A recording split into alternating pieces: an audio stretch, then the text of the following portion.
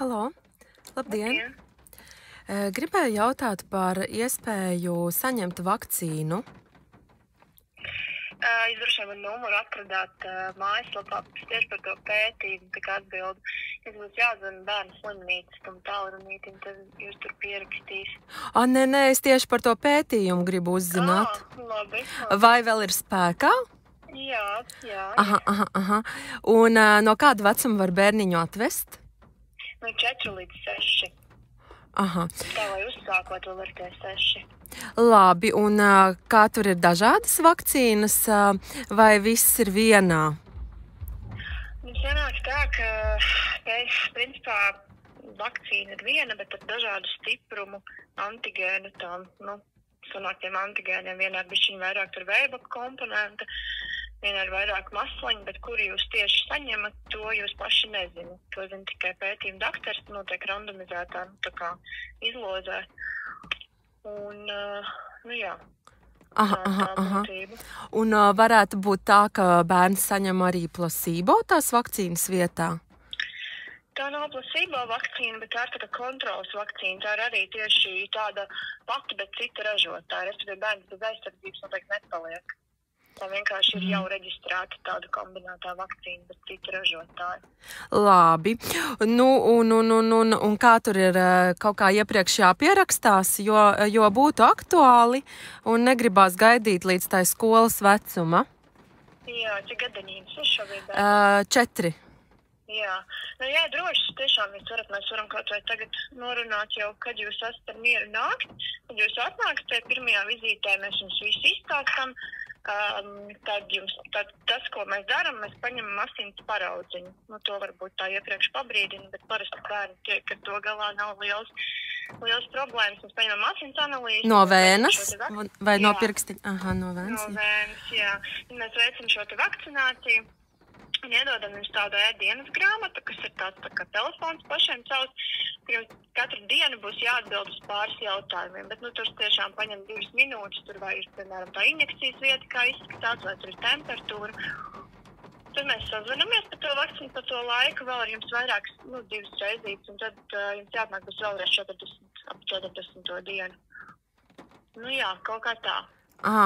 Kopā tad 40 dienas jāpilda tā dienas grāmata? Jā. Labi. Bet no tā tiešām nevajag nobīties, jo tas 2 minūtes dienā aizņem augstākais. Tas ir tīri, lai mēs saprastu, respektīvi mēs kontrolējam, kādas ir tās kaut kādas, kā bērniņš jūtās šo laiku.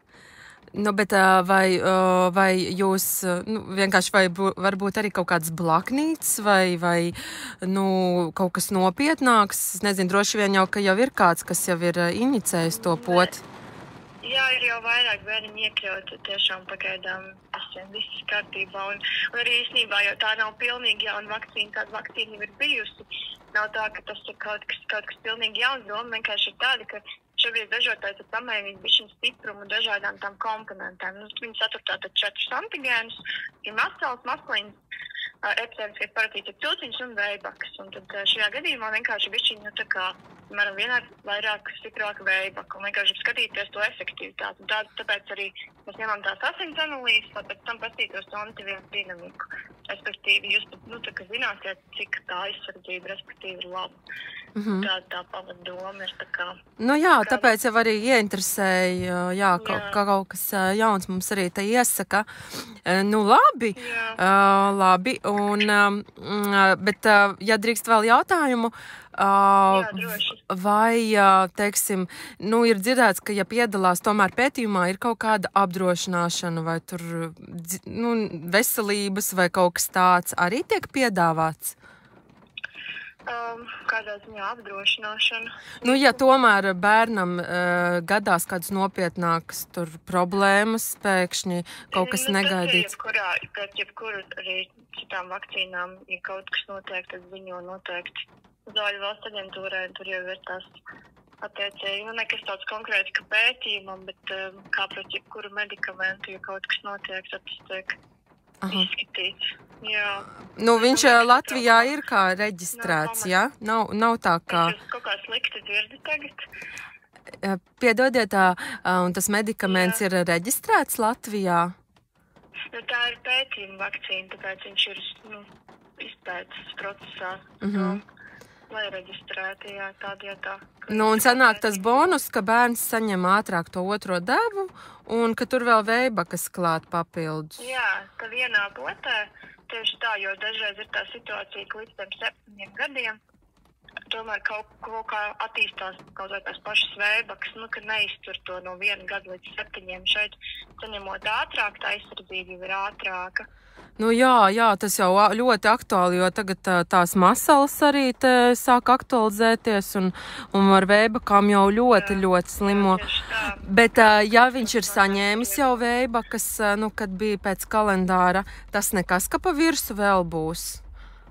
Kaut kā jūs tiešām periodiski dzirdu. Piedodiet, ja viņš ir saņēmis veibakas, man pēc kalendāra, tas nekas, ka pa virsu atkal vēl veibakas ievakcina. Tas tieši ir labi, tas tieši viens no jautājumiem, kas man jānoskaidro, vai ir saņemts 1 gada vecumā gan veibaku pota, gan tā maso dzūciņu pota. Jā, viss, kā doktori teica. Tieši tā arī ir jābūt, tāda arī tā doma, ka bērniņš ir 4 līdz 6 gadi, viņš ir gada vecumā saņēmis šīs tādas potas un nav nekādas imunsupresijas, tad ir nopietnas tādas slimības, viņš noteikti zinātu, ja tādas būtu. Tā kā, ja viss atbilst, tad droši ļoti priecāsimies. Nu labi, un kāda ir tā tad pieteikšanās kārtība? Mēs, respektīvi, varam jau šobrīd sarunāt laiku. Tad es sazvanos ar pētījumu doktoriem, viņus apstiprinu, vai tajā dienā tieši, kad ir pieņemšanas labākais, laikam ir otrdienas, piekdienas, līdz kādiem 3:00. Mēs sarunājam vizīti, tad jūs atnākat pie mums uz ģimenes vakcinācijas centra bērnu slimnīcā. Uz kādu, piedodiet? Ģimenes vakcinācijas centra bērnu slimnīcā. Jā, bijām tur, zinām. Poliklinika, jā. Līdz galvenais potēšanas pasa.